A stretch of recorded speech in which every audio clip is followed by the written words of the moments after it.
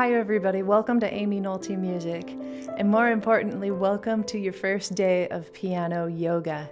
Right after the new year, my husband and I decided to take yoga on YouTube for the first time. So we subscribed to Yoga with Adriene. This is not a paid endorsement, and I've really enjoyed it. I like having something to look forward to every day that makes me feel like I'm in a routine and like I'm showing up and doing something for my body and my mind. So it gave me the idea that maybe we could do piano yoga together for several days in a row. So I've created a 30-day piano yoga course, if you will, but it's just free and here on YouTube. And I'd like you every day to join me for 10 to 15 minutes and sit at your piano with me and play along with me as we get better at music together, as we explore the keyboard a little more, explore music theory a little more, and help our ears to improve. It's a good course for fairly beginning pianists, but I think it's also good if you've been playing for a while, just to kind of center yourself and remember some things that maybe you forgot. It's also a good warm-up idea every day before you start your practice, or it could be at the end of the day just to help you wind down. Let's get started with day number 1, naming the notes of the major scale. All right, we're ready to get started. Make sure that your piano bench is at a comfortable height, that your arms are at a right angle. So there's no kind of upward bend or downward bend as you sit at the piano. There's just a nice right angle that your arm makes. No tension in your arm or in your fingers. I like to keep a high wrist and to kind of let my fingers curl as I play the keys, but everybody has their own technique. Here we go. So we're going to start with the notes of the C major scale. C, D, E, F, G, A, B, C. And today we're going to go around the circle of fifths clockwise. So the next one we'll do will be G, which is 5 away. The thing that we have to remember when we're naming notes of major scales, or scales in general, is that we need to have one of every letter of the alphabet that's included in the scale. So A through G, we need to have one of each. That's really easy at the beginning, but it gets a little more difficult as we go on. Here we go with G major. G, say the notes with me. A, B, C, D, E, F sharp, G. Now we're moving to D major. D, E, F sharp, G, A, B, C sharp, D. At this point, some of you might ask the question, why do we call this C sharp? Why don't we call it D flat? There are times for both. There are times when it is C sharp and times when it is D flat. But as we move around the circle of fifths, we start with the sharp keys. So the key of C has 0 sharps and flats, but G has 1 sharp, D has 2 sharps, and we have to say every letter. So let's say that we say D, E, F sharp, G, A, B, and what if we wanted to call this D flat, and then D? We would have 2 Ds, a D flat and a D, and we would have skipped C. So that's the easiest way that I can explain it, is that we need every letter. We need one of every letter. Let's go on. Going up 5 from D is an A. We'll start on A. A, B, C sharp, D, E, F sharp, G sharp, and A. Let's go back down on this one. A, G sharp, F sharp, E, D, C sharp, B, and A. Now we go up 5. We find ourselves on an E. Another thing I need to bring up is that in order to make a major scale, we have a pattern that's going on. There are intervals or distances between all of these notes. This is a half step or a semitone, and it's the smallest distance that there can be between 2 notes.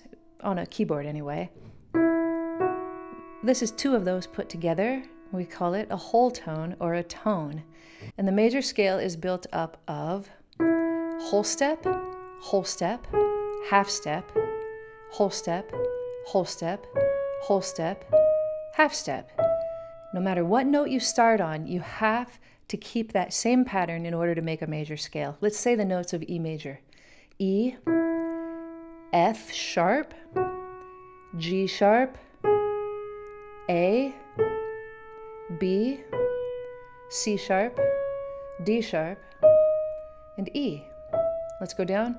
E, D sharp, C sharp, B, A, G sharp, F sharp, and E. Now we go up 5. B is the next note we'll start on. Here we go. B, C sharp, D sharp, E, F sharp, G sharp, A sharp, and B. Now backwards. B, A sharp, G sharp, F sharp, E, D sharp, C sharp, and B. 5 sharps in that key. All of the black notes happen in B. And you might think that that's as many sharps as we can get, but it's not. As we move forward to our next scale, which as you can see is F sharp, this puts us halfway around the circle of fifths. And it's very common to call this key F sharp. It's also very common to call this key G flat. Let's call it F sharp for now. F sharp, G sharp, A sharp, B, C sharp, D sharp. Now keep in mind, we've said a D, we have not said an E. Here's our note. It looks like an F, but it's E sharp because we need to say E. F sharp. Does that make sense? Let's do it again. F sharp, G sharp, A sharp, B, C sharp, D sharp, E sharp, and F sharp, and back down. And if you're not doing it, use the same fingering as I am. Just copy me. F sharp, E sharp, D sharp, C sharp, B, A sharp, G sharp, and F sharp. Before we do our next scale, I'd also like to address the fact that we could refer to each of these notes as a different name. We could, instead of talking about the key of F sharp, we could talk about the key of G flat. It's just as legitimate. So let's do that one time. Let's start on a G flat and make sure that we say every letter of the alphabet. G flat, A flat, B flat, C flat, D flat, E flat, F, and G flat. All right, now let's go up our 5 notes. Now that we come around the back side of the circle of fifths, it's time to start using flats instead of sharps. So now we're on the key of D flat, and there are 5 flats. D flat, E flat, F, G flat, A flat, B flat, C, D flat, and backwards. D flat, C, B flat, A flat, G flat, F, E flat, and D flat. Let's go up 5. Now we're in the key of A flat, 4 flats, starting on a 2. A flat, B flat, C, D flat, E flat, F, G, A flat, G, F, E flat, D flat, C, B flat, and A flat. Great, let's count up 5. Next key is E flat with 3 flats. E flat, F, G, A flat, B flat, C, D, E flat, and back down. E flat, D, C, B flat, A flat, G, F, and E flat. Let's count up 5. Now we're on a B flat. This key only has 2 flats. B flat, we start with the second finger.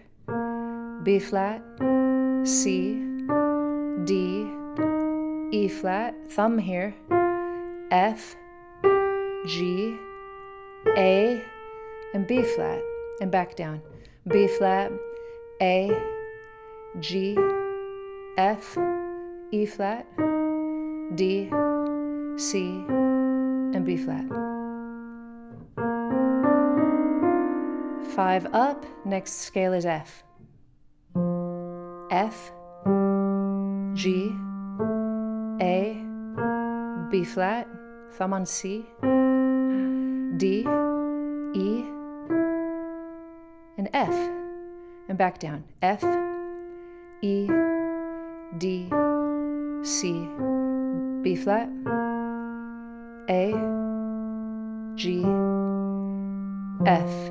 Go up 5, and check it out, we're back at C. We've made it around the entire circle of fifths. Congratulations. I won't get into fingering so much on these videos. I'll always play the correct fingering and you can always follow me, but if you'd like to run these major scales and see how I practice major scales and how I teach practicing major scales, I do have a video about that called How to Practice Major Scales, and you can check it out. Tomorrow we will run all of the scales 2 octaves together using correct fingering.